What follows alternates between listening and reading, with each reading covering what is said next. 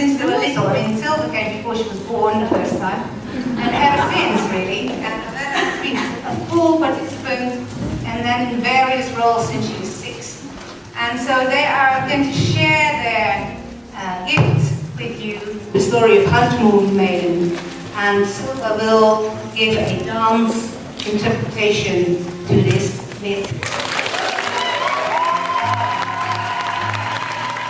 Once, when Moon Maiden was young, she was neither full nor dark, but hovered somewhere between the two, unchanging. She was surrounded by an endless expanse that was the velvet of the night sky.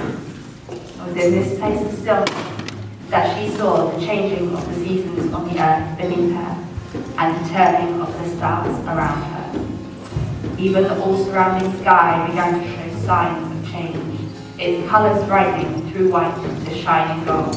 She felt deep in her bones that change was coming, that it was inevitable, that it was now changed and changing, as was the way of things. Still she clung to her place, desperate to remain, fearful of making a choice, one way or another, about what she was to become. Until a time came when she realised that her home in the sky was no longer comfort. Instead, it pained her to be there.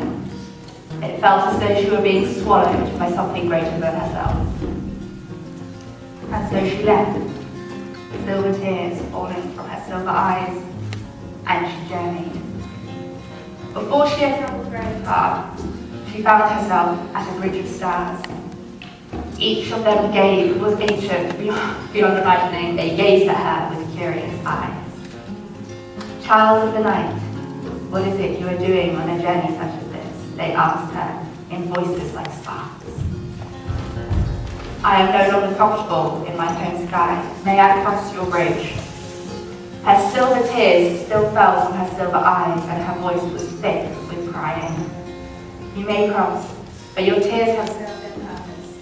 Give them to us, and we will forge them in our heart fires. And so the Moon Maiden raised her hands to her eyes and gathered her falling tears. Then she walked across the star bridge. She let the tears trickle gently between her fingers to where the stars she crossed. She walked many endless miles. She walked and her legs grew strong and supple, carrying her without complaint, until she reached the horizon, a pale place of shifting colour, made of air and water. It was a beautiful and strange place.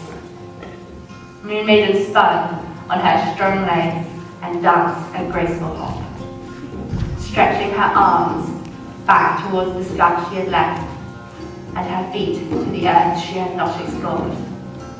Who goes there? Asked a soft voice that seemed to come from all around her. I am Moon Maiden.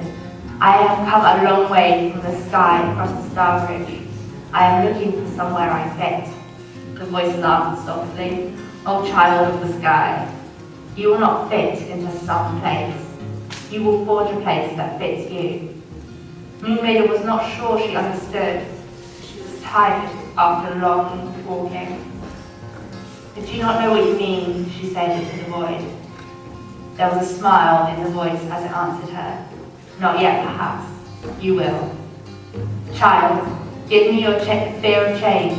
It has served its purpose and is no longer of use to you, but I can shift it in my place when it touches.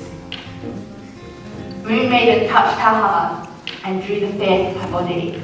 Then she gently curled her naked body into that in-between place and slept. When she awoke, some of the softly colour-changing mist had cleared, and she could see her way to earth. So she rose and walked the path that was indicated to her. She stepped into the ocean, the water enveloping her, wrapping around her, filling her up. She moved her arms and legs and felt as though she were flying, gliding through the water that caressed her. Hello, sister, the waves whispered to her. Hello, she replied, sharing a slow, secret smile with the ocean around her. You're searching for something, the ocean said. It's not a question. I am. Do you know what it is yet? The question caught her off guard, and she paused before answering. I thought I did, but I'm not sure anymore. It is good to be uncertain sometimes, sister. You still have much to see, and you must pass through my ever-changing water. Yes, Moon Maiden whispered. She knew the truth of the words. And so she swam, her body lengthening, growing stronger as she used it. Eventually, she reached the shore, but she was reluctant to leave the embrace of the water.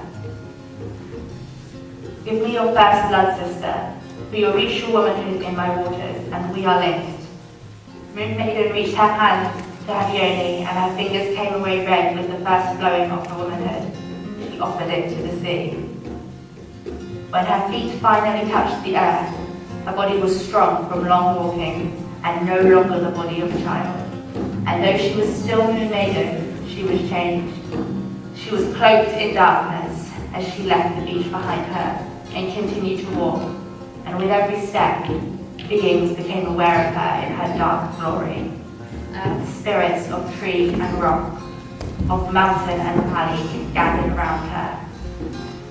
Together they roamed the earth, exploring each and every crevice of it. She reveled in the embodied feel of herself and how she moved. She found similarities in those who had gathered to her, and they loved her. Finally, she turned her eyes back to the heavens and knew it was time to fit the sky to herself. So she made her way back to the ocean. As soon as her feet touched the waves, she felt her heart spark with light. Her womanhood began to grow within herself, and she knew that she was the power of all change, that her own blood would pull the ocean and every woman on earth. She swam back to the place where water touches sky.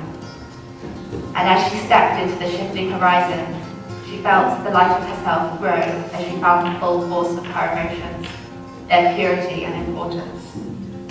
She would forever hold them within herself and share them with every living being so that they would know the depth of feeling. She walked on. And all the way back to the bridge of stars, as she set her feet to it, her light grew stronger still. The stars each offered her up a part of themselves. Each piece they gave her was an arrow forged with her very own tears, and held truth and knowing.